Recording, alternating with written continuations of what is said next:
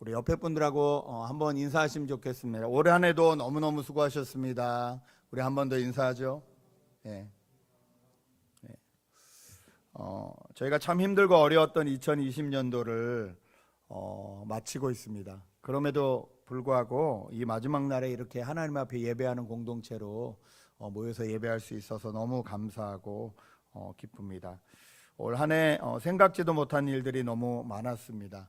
2020년도 타임지 12월호를 보니까요, 거기 2020년이라는 숫자를 써놓고 빨간 걸로 이렇게 X표를 해놓고 그 밑에 조그맣게 글씨를 써놨는데 뭐라고 써놨으면 The worst year ever, 이렇게 써놨죠. 최악의 해다. 여러분 2020년은 여러분에게도 최악의 해이신가요? 어떻게 생각하시나요? 미국 내에선 코로나로 인해 사망한 분들의 숫자가 2차 세계대전에 나가서 전사하신 이 군인들보다도 많다고 합니다. 이 코로나로 인해서 질병 가운데 있거나 또 가족을 잃은 분들에게 2020년은 무조건 잊고 싶은 한 해일까? 사업이 무너지고 불안감이 더해진 이 2020년은 무조건 다 잊어버려야 되는 해일까? 한국은 이 불안감 때문에 안 그래도 출생률이 낮은데 더 출생률의 문제가 생겼다고도 하는데요. 2020년이 지나고 내일 불과 몇 시간 뒤에 2021년이 되면 이 모든 것이 다 사라지고 새로운 일들이 일어날까요? 그렇게 되지 않을 겁니다. 저희가 2020년을 저희 인생 가운데 다 잊어버리고 싶을 만큼 고통스러웠다 할지라도 그 2020년은 저희 인생에 있어서 꼭 필요한 한 해이고 저희가 꼭 기억해야 될 한 해이기도 합니다. 2020년이 없이 2021년은 없습니다. 2021년이 없이 2022년은 있을 수 없습니다. 우리는 시간 속에서 살아가고 역사 속에서 같이 살아가는 존재이기 때문에 그렇습니다. 오늘 저희가 읽은 이 이사야서 43장, 특별히 18절부터의 말씀은요, 교회에서 12월 31일 날 가장 많이 봉독되는 성경 말씀 중에 하나입니다. 왜냐하면 너희는 이전 일을 기억하지 말라. 보라, 하나님께서 새 일을 이루실 것이다. 새 길을 만드실 것이다. 이 18절, 19절에 나오는 말씀들이 저희에게 이런 생각합니다. 올 한 해는 망했어. 올 한 해는 실패였어. 올 한 해는 엉망이었어. 그러나 괜찮아. 내일부터 새해가 시작되니까 새로 결심하고 새로 화이팅하면 돼. 이렇게 생각되기 너무 쉬운 말씀이기 때문에 그렇습니다. 그런데 성경 말씀을 저희가 그렇게 보면 꼭 내가 원하는 대로 내가 원하는 말씀을 따서 내 생활에 적용하듯이 그렇게 성경 말씀을 오해할 수 있고 오역할 수 있습니다. 그래서 성경 말씀은 항상 아무리 좋은 말씀이고 아무리 나에게 위로되는 말씀이라 할지라도 문맥의 전체를 보고 이 성경 전체가 하고 싶은 말이 무엇인지, 그리고 그때 당시 이 본문이 쓰여졌을 때의 당시와 그리고 지금 이 말씀은 우리에게 어떻게 적용이 되는지를 함께 살펴보면서 나에게 어플리케이션을 하지 않으면 우리가 말씀을 내 마음대로 오해하기가 너무 쉽다는 것이죠. 기독교는 절대 아픈 사람들에게 몰핀 주듯이 괜찮아, 이렇게 하면 돼 라고 말씀을 이렇게 주사처럼 탁탁 놔주고 잠깐의 고통을 잊게 해주는 종교가 아니라는 것입니다. 자, 그렇다면 오늘 이 하나님께서 이전 것은 지나간다, 기억하지도 마라, 그리고 이제 하나님께서 새 길을 내실 것이다, 새로운 일이 뉴띵이 열릴 것이다 라고 말씀하시는 것은 도대체 어떤 말씀인지, 그리고 이 말씀이 우리에게 어떤 은혜가 되고 축복이 되는지 함께 살펴보기를 원합니다. 오늘 본문은 이사야입니다. 이사야 선지자는요, 하나님의 은혜를 많이 받아서 예언을 하고 하나님의 말씀을 증거했는데 그가 예언하고 증거한 시대적 배경은 어둡고 힘든 시대였습니다. 북이스라엘, 남유다, 구약의 이 나라가 두 개로 나뉘잖아요. 그 나라들이 다 망하는 것을 눈으로 똑똑히 보았던 사람입니다. 뿐만 아니라 그 북이스라엘을 망하게 했던 아수르라고 하는, 아시리아라고 하는 엄청난 제국, 그 제국도 망하는 것을 봤고요. 남유다를 망하게 한 바벨론이라는 엄청난 큰 나라도 망하는 것을 다 보았던 사람입니다. 이사야서가 66장까지 돼 있어요. 저희가 성경이 66권까지 돼 있자 그러잖아요. 참 재밌는 게 구약이 39권, 신약이 27권인데 이사야서도요 1장부터 39장까지는 하나님이 심판에 대한 얘기를 계속 하세요. 물론 그 뒤에 몇 장, 이 36장부터 7장, 8장, 9장은 이 히스기야 왕에 대한 이야기들이 계속 나옵니다. 그리고 40장부터 66장까지 이 27장에 걸쳐서는 구원에 대한 이야기를 계속 하세요. 하나님은 심판과 구원을 같이 얘기하신다는 거예요. 어떤 상황 가운데서도 우리가 망할 것 같고 심판당할 것 같은 그 시간에도 하나님은 언제나 구원의 길을 우리에게 준비하고 계시고 열고 계시다는 거예요. 그거를 이사야서는 같이 말해주고 있어요. 그런데 오늘은 지금 43장이잖아요. 그럼 이제 구원에 대한 이야기를 하시는 거예요. 근데 그 구원에 대한 이야기를 어떻게 하시나, 이 말씀이 우리에게 왜 선물이 되고 축복이 되는지를 좀 살펴보기 원하는데요. 먼저 이 말씀이 우리에게 축복이 되고 선물이 되는 이유는요, 첫 번째, 이 말씀을 통해서요, 과거를 통해서 현재를 보는 법을 배우기 때문에 그래요. 여러분 16절부터 보면 이렇게 말씀하세요. 나 여호와가 이같이 말하노라. 바다 가운데의 길을 큰 물 가운데 지름길을 내고 병거와 말과 군대의 용사를 이끌어내어 그들이 일시에 엎드러져 일어나지 못하고 소멸하기를 꺼져가는 등불 같게 하였느니라. 이 말씀이 어떤 배경 같으십니까? 바다 가운데 길을 낸다. 그리고 그 바다 가운데 큰 병거와 말들과 군인들이 다 물에 잠긴다. 어떤 사건일까요? 출애굽할 때의 사건이잖아요. 모세가 백성들을 이끌고 출애굽을 하려고 할 때 홍해가 앞에 가로막았죠. 뒤에선 군대가 쫓아오고 있죠. 어떻게 해야 될지 모를 때, 그때 하나님께서 인간의 머리로는 도저히 생각할 수 없는, 상상도 할 수 없는 일을 이루셨는데 그 홍해를 가르시는 일이었어요. 그 바다를 갈라버리시고 그 가운데 마른 길을 내시는 거예요. 물이 기둥처럼 섰다 그래요. 그 당시에 적어도 200만 이상의 사람들이 지나갔는데 얼마나 넓고 얼마나 큰 길이어야 됐을까요? 하나님이 그것을 만들어내셨다는 거예요. 지금 나라가 망해가는, 특별히 남유다가 망해가는 상황 가운데 하나님은 뭐라 그러시냐면, 옛날에 너희 조상들이 경험한 그 과거 히스토리를 기억해 보라는 거예요. 그때 내가 너희에게 어떤 하나님이었는지를 기억해 보라는 거예요. 그러면 지금도 너희에게 어떤 소망이 생기는지 알게 될 것이라는 말씀입니다. 지금 상황이 아무리 힘들고 어려워도 우리를 구원해 내신 하나님을 만나기 전보다는 힘들지 않다는 거예요. 여러분 그렇게 고백하시나요? 예수님을 정말로 믿고 하나님을 만나기 전, 그때 내 삶보다 그래도 지금이 덜 힘드시지요? 이게 그래야 정상이거든요.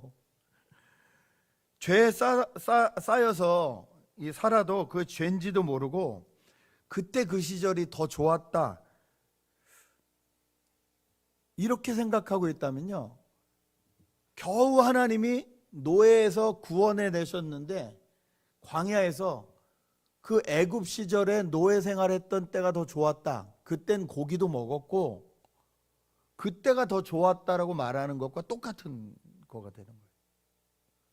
여러분 우리가 아무리 힘들어도요, 주님을 만나기 전보다 힘들지 않습니다. 왜냐하면 주님을 만나기 전에 우리의 목표와 우리의 소망은 한시적이었어요. 일시적이었어요. 리밋되어 있었어요.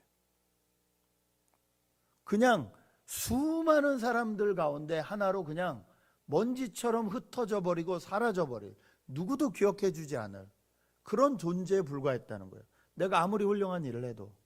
그런데 그런 나를 영원하신 하나님이 구원하셔서 영원하신 하나님 나라의 백성으로 불러주시는 순간 이제는 우리가 사는 이유도 달라지고 살아야 될 목적도 달라지고 지금부터 우리가 하는 모든 일의 결과도 달라지게, 그렇게 하나님이 우리의 인생을 바꿔주셨다는 거예요. 이것이 우리에게 무엇보다도 기쁘고 무엇보다도 감사한 은혜이고 선물이라는 것입니다. 내가 죄의 노예 생활하던, 내가 죄에 이끌려서, 욕심에 이끌려서 그것이 나를 이끄는 대로 막 흔들리고 살아갔던 그때보다 지금이 훨씬 더 낫다. 그 나를 죄에서부터, 그 죽음에서부터 나를 구원하신 하나님이 지금 내 환경이 아무리 힘들고 어려워도 이 상황 가운데서도 나를 구원하실 수 있다라는 것을 이사야서는 과거로부터 기억하고 배우라고 말하고 있습니다. 그렇게 구원받으신 경험이 있으시다면 지금 어떤 일이 있어도 우리는 하나님을 하나님으로 신뢰해 드릴 수 있다는 거죠. 아까 저희가 찬양했잖아요. 우리의 트러스트를 하나님 앞에 두겠습니다. 우리의 믿음을 하나님 앞에, 우리의 신뢰를 하나님 앞에, 우리 인생을 하나님 앞에 세우겠습니다. 그것은 그냥 고백이 아니에요. 정말 구원받은 사람들의 고백이에요. 정말 하나님 나라의 백성이 된 사람들이 할 수 있는 고백이에요. 이제 나를 더 이상 정죄하는 것들은 없어요.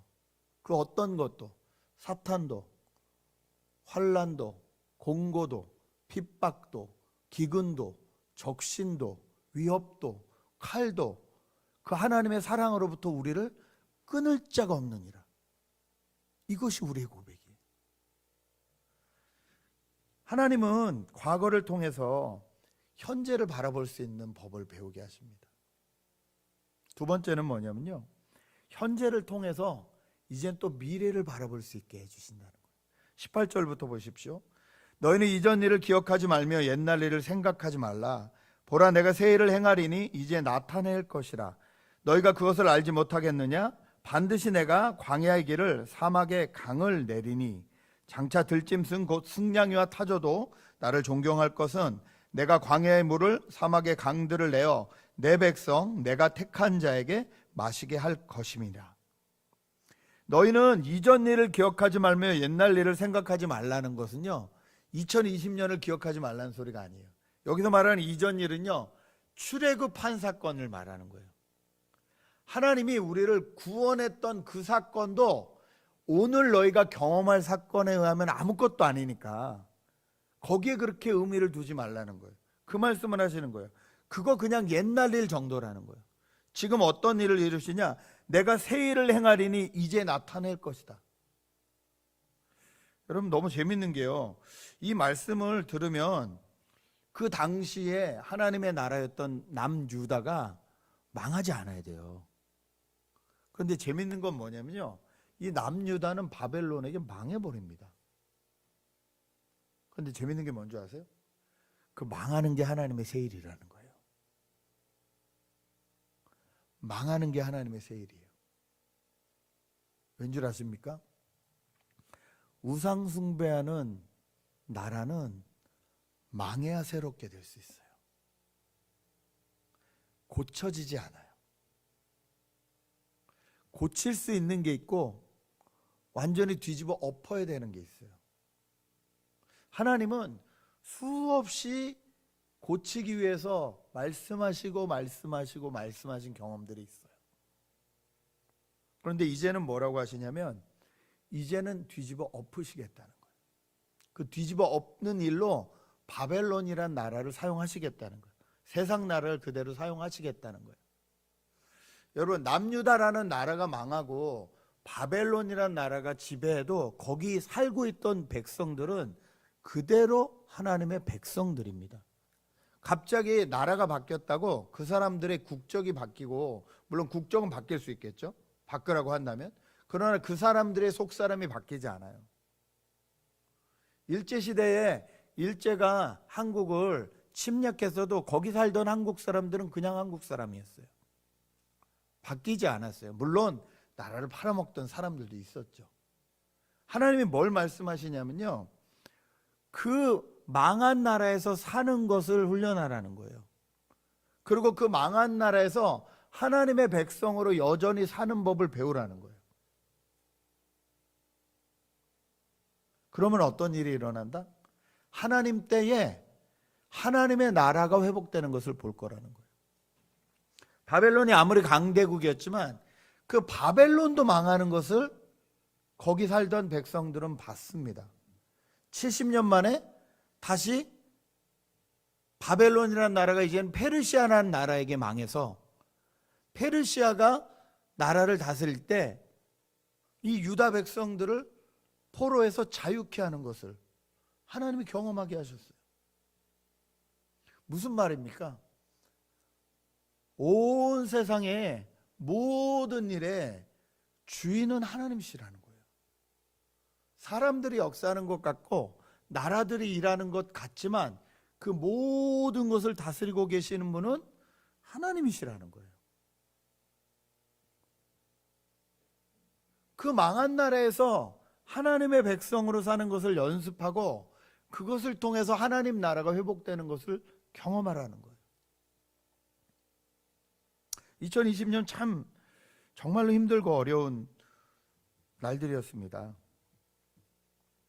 그러나 이 팬데믹을 통해서 정말 깨달은 것도 여러분 많으실 줄 압니다.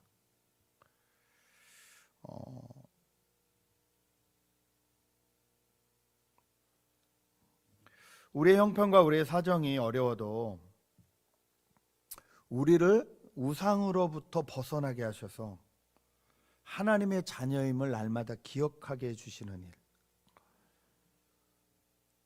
우리의 믿음이 어쩌면 이 교회라는 우리 공동체가 가지고 있는 어떤 그런 힘에 의해서 지탱되고 있었다면 이 팬데믹은 이제 하나님 앞에 1대1로 서야만 된다는 것을 배우게 하셨어요. 어쩌면 마지막엔 내 가족하고만 예배를 드릴 수밖에 없겠다라는 것을 배우게 하셨어요.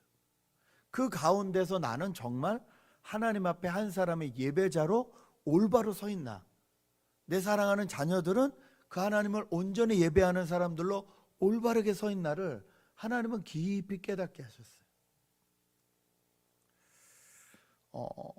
제가 얼마나 이 모여서 드리는 예배에 집중되어 있고 익숙한지 하나님은 저에게 정말 많이 깨닫게 하셨어요. 처음에 이제 예배를 못 모이니까 목사로서 뭘 해야 될지를 모르겠더라고요. 그래서 제가 나는 되게 이렇게 사람들을 향해서 어쩌면 무슨 쇼맨십처럼 그렇게 행동하고 사는데 너무 익숙했구나라는 것을 제가 많이 깨달았어요. 근데 하나님이 예배를 못 모이게 하심으로써 이제는 내가 목회자로서 해야 되는 일은 오늘 불려가도 이상하지 않게 지금 나에게 맡겨지신 일을 열심으로 최선으로 하면 된다는 자유함이에요. 내 구간을 달리면 되는 거예요. 나에게 허락하신 시간만큼 달려가면 되는 거예요. 이게 저에게 엄청난 자유함이 되었습니다. 교회 숫자도 아니고 재정도 아니고 그 어떤 것도 아니에요. 문제가 여전히 생기고 어려움이 생기는데 그 문제와 어려움 가운데 하나님을 사랑하는 사람들이 나타나기 시작하고 하나님의 사랑하는 사람들과 함께 하나님의 자녀로서 살아가는 것을 배우고 가면 된다는 것을 깨닫게 해주셨어요. 마음의 초조함이 많이 내려졌습니다. 그 마음의 초조함이 많이 내려지니까 진짜 하나님의 공동체가 무엇인지를 깨닫게 되었어요. 그 공동체를 사랑하는 사람들이 보이게 되었어요. 여러분 1년 동안 정말 교회를 위해서 기도해 주셔서 너무너무 감사하고 이 힘든 상황 가운데서 교회를 지켜주셔서 너무너무 감사합니다.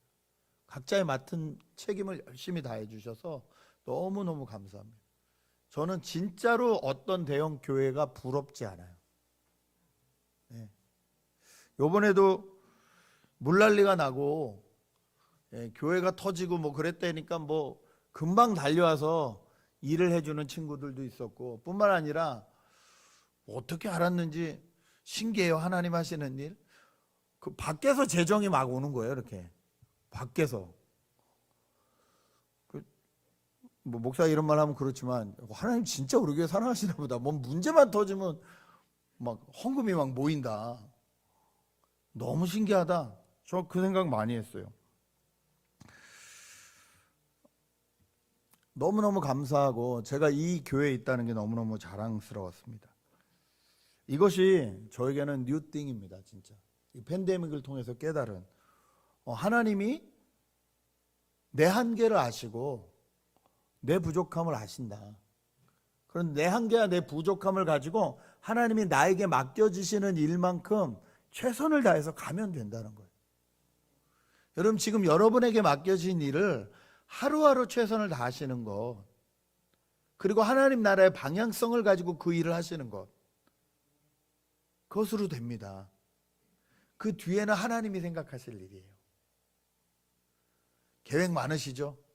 5년 뒤에는 어떻게 되고 10년 뒤에는 어떻게 되고. 저희가 오래 경험해봐서 알지만 계획은 해야 돼요. 그러나 계획대로 되지 않아요. 계획대로 되지 않아도 놀라지 마세요. 그렇다고 포기하지도 마세요. 계획을 안 세우지도 마세요. 저희는 계획을 세워야 돼요. 그리고 하나님 앞에 맡겨드려야 돼요. 하나님이 허락해 주시는 만큼, 새 일을 이루어 주시는 만큼 한 걸음 한 걸음 하나님과 동행하는 게 가장 필요하다는 거예요. 이렇게 현재를 하나님께서 새롭게 바라보게 하시면 이것 때문에 이제 미래가 보이게 된다는 거예요. 나의 계획보다 더 좋은 방법으로 내 인생을 이끄실 하나님에 대한 신뢰가 더해진다는 것입니다. 여러분 그 하나님 믿고 목마른 들짐승도 물을 마시게 하실 그 하나님의 계획을 믿어드리고 그 길을 같이 걸어가 보시는 내년이 되셨으면 좋겠습니다. 마지막으로요, 이렇게 하나님의 말씀을 바로 이해하는 사람들에게 하나님이 주시는 또 귀한 선물이 뭐냐면요, 찬양을 주신다는 거예요. 여러분 2020년에는 참 재밌는 일이 많았습니다. 한국에는요 트로트가 열풍이었어요.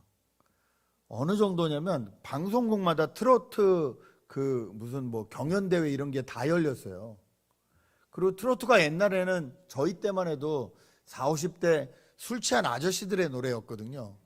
지금 그렇지 않아요. 20대 아이들도 다 좋아하는 트로트 열풍이에요. 이걸 또 조사하신 분에 의해 보니까 트로트를 그렇게 좋아하게 되는 이유가 뭐냐면 레트로라는 거예요. 그러니까 과거에 좋았던 어떤 그 과거에 좋았던 기억들이 현재가 힘들수록 나타난대요. 과거에 좋았던 것들을 자꾸 추억하고 그것들을 불러서 자꾸 나를 위로하고 뭐 이런 일들이 일어나는데, 그것이 딱 맞은 게 트로트라는 거예요. 인기 연예인이 트로트 가수로 변신을 하기도 하고 그 과정을 보면서 사람들이 같이 응원하고 그러면서 같이 열풍들이 일어나고, 그때 또 수많은 트로트를 하는 젊은 사람들이 막 나타나고, 그러니까 이렇게 열풍이 됐다는 거예요. 레트로 현상이라는 거죠. 한국이 트로트 열풍이었다면요, 전 세계에 열풍을 갖다 준 것은 BTS입니다. 여러분 BTS가 빌보드 차트 1위 했다는 건 진짜 놀라운 일이에요. 저희는 별거 아닌 것 같지만 뭐 BTS를 잘 몰라서, 여긴 뭐 아미가 없나 본데 BTS를 잘 몰라서 흥분을 안 하는데, 전 세계에서 저희 어렸을 때 빌보드 차트는요 와 하는 그거였어요. 전체 진짜로. 근데 거기서 1위를 했다? 그것도 한국 그룹이? 놀라운 일이에요. 다이너마이트 하는 거 죄송합니다. 근데 그것도 연구한 사람들이 있어요. 재밌는 게 뭔 줄 아세요? 그 BTS의 다이너마이트도 레트로라는 거예요. 무슨 레트로인 줄 아세요?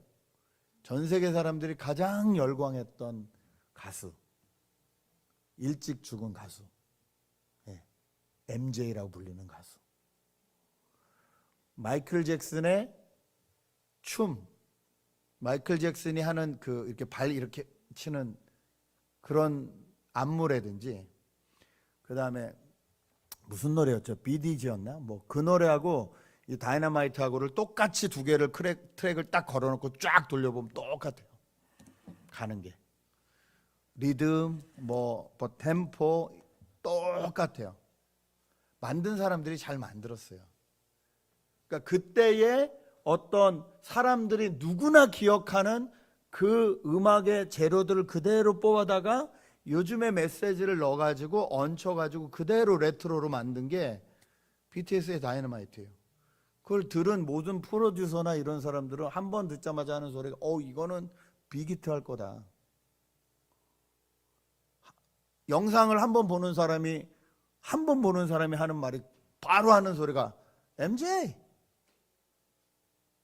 이게 소문이 나니까 BTS가 1위를 하더라고요. 일리가 있다고 생각했습니다. 노래는 그 시대를 나타내는 대표적인 문화 중에 하나이거든요. 그렇다면 저에게 질문은 이것입니다. 2020년 저희는 저희 안에 어떤 노래를 가지고 있었냐는 거죠. 어떤 찬양을 하나님 앞에 올려드렸냐는 거죠. 우리가 믿는 하나님에 대한 우리의 고백은 무엇이었냐는 거죠. 2021년에는 우리는 어떤 마음으로 하나님 앞에 어떤 찬양을 올려드리고 싶으시냐는 거죠. 예. 오늘도 좋은 경치를 보니까 막 콧노래가 저절로 나오는 자매를 봤는데, 사람은 반응하게 돼 있거든요.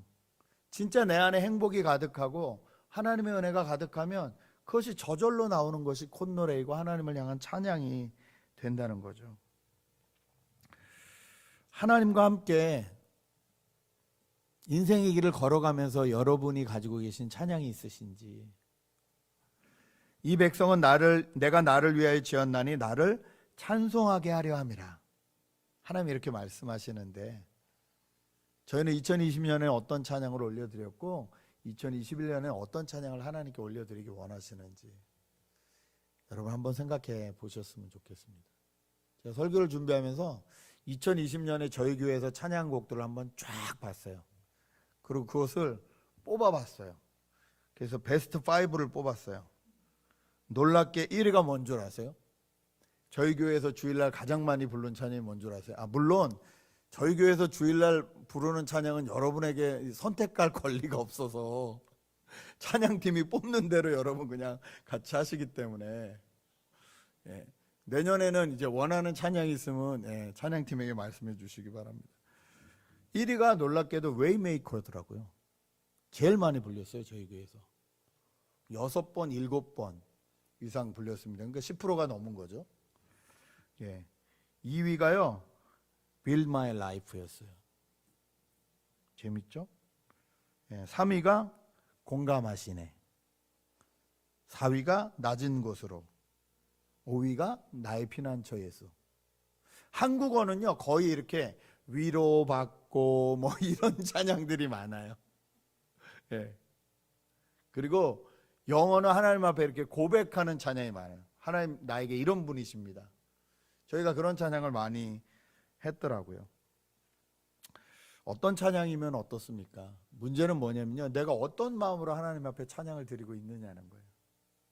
과거를 통해서 현재를 볼 수 있고 현재를 통해서 미래를 바라볼 수 있는 눈이 생긴 저희들에겐 하나님을 향한 고백이 어떤 고백이냐는 거죠. 여러분 2020년 여러분에게 어떤 한 해이셨는지 모르겠지만 이 한 해를 하나님 앞에 찬양하며 또 새로운 한 해를 하나님 앞에 고백하며 맞이하시는 저와 여러분 되셨으면 좋겠습니다. 구원받은 사람, 하나님을 주인으로 섬기고 있는 사람들에게 하나님은 찬양을 맡겨주셨습니다. 이 백성은 내가 나를 위해 지었나니 나를 찬송하게 하려 함이니라. 슬플 때에도 기쁠 때에도 주님을 찬양할 수 있는 저와 여러분 되셨으면 좋겠습니다. 우리의 마음과 뜻과 정성을 모아서 하나님이 나의 주인이십니다. 하나님이 나의 하나님이십니다.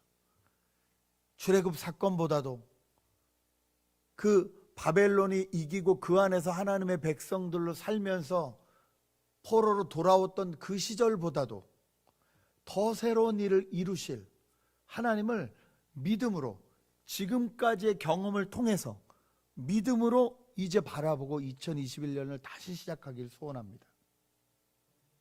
주님, 2020년을 잊지 않겠습니다. 이것을 그대로 품고 우리 안에 모든 자양분으로 삼아서 더 하나님을 잘 섬기고 하나님의 성령 열매가 더 무럭무럭 자라는 그런 자양분으로 삼아 2021년을 살아가겠습니다.